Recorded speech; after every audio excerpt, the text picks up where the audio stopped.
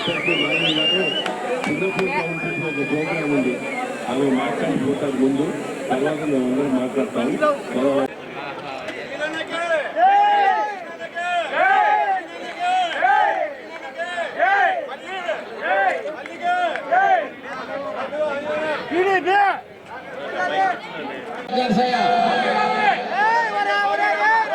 తురక Venkateswara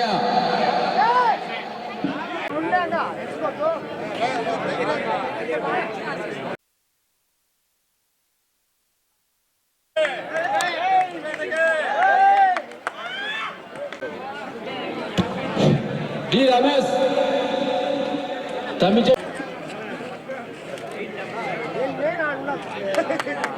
okay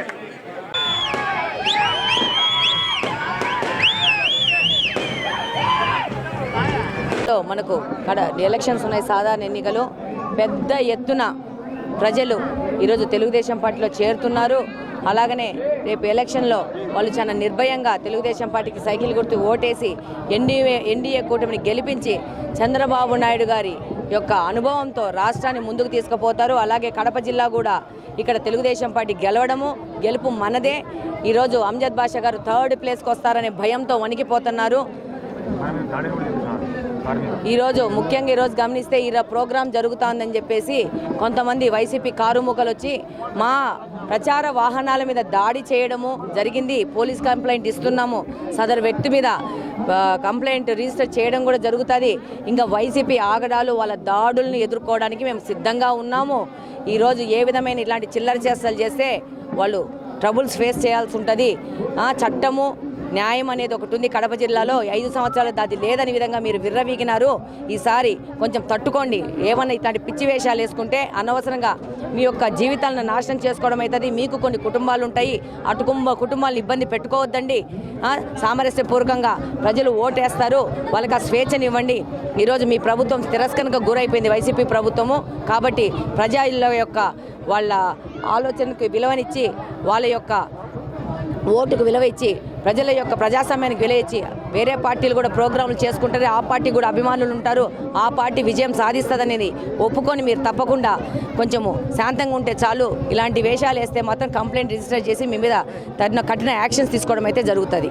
బలహీన వర్గాలకు చెందిన ముఖ్య నాయకులందరూ దాదాపు 500 కుటుంబాలు తెలుగుదేశం పార్టీలు చేరడం జరిగింది. ఇంత పెద్ద ఎత్తున నేను ఈ ఏరియాలో ఎప్పుడు చూడలే, ఇంత పెద్ద ఎత్తున తెలుగుదేశం పార్టీలు చేరడాన్ని.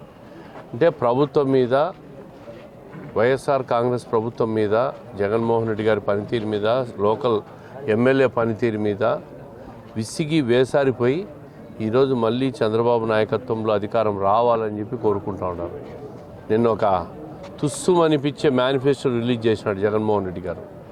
ఆ మేనిఫెస్టో చూసిన తర్వాత ఇప్పటికి చెప్పిన అబద్ధాలు చాలు, ఈ 5 సంవత్సరాలుగా మళ్ళీ రెండో ఛాన్స్ ఇస్తే మళ్ళీ రెండో అబద్ధాలు తయారై మనం నాశనం అయిపోతాము, ప్రమాదంలో పడిపోతాము, మన జీవితాలు పాడవుతాయనే అభిప్రాయం ప్రజలు వ్యక్తమవుతుంది.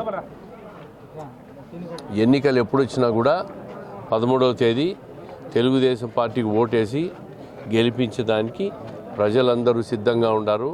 ఈరోజు సూపర్ 6 తెలుగుదేశం ప్రవేశపెట్టిన మేనిఫెస్టో కానీ, సూపర్ 6 కార్యక్రమాలు కానీ, ముఖ్యంగా పెన్షన్లు కానీ, అదేవిధంగా ఆడబిడ్డ నిధి కింద 18 సంవత్సరాలు దాటిన ప్రతి మహిళకు 1500 రూపాయలు కానీ, ఆర్టీసీ బస్సులో ఫ్రీ ప్రయాణం కానీ, చదువుకునే పిల్లలు ఇంట్లో ఎంతమంది ఉంటే అంతమందికి కూడా 15,000 రూపాయలు ఇవ్వడాన్ని, అదేవిధంగా 50 ఏళ్ళు దాటిన ప్రతి బీసీలకు కూడా 4,000 రూపాయలు పెన్షన్ ఇవ్వడానికి కానీ, ప్రజలు తెలుగుదేశం పాలన అంటే సంక్షేమం, అభివృద్ధి అని చెప్పి ప్రతి ఒక్కరు కూడా సంతోషం వ్యక్తం చేస్తూ ఉంటారు.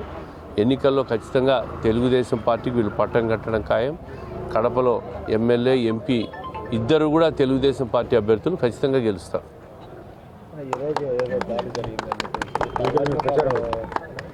ఓర్చలేక ఈ వైఎస్ఆర్ కాంగ్రెస్ పార్టీ వాళ్ళు ఓర్చలేక అక్కసుతో ఓడిపోతామనే భయంతో ఫ్రస్ట్రేషన్కి వచ్చేసి మా ప్రచార రథం పైన దాడి చేశారు.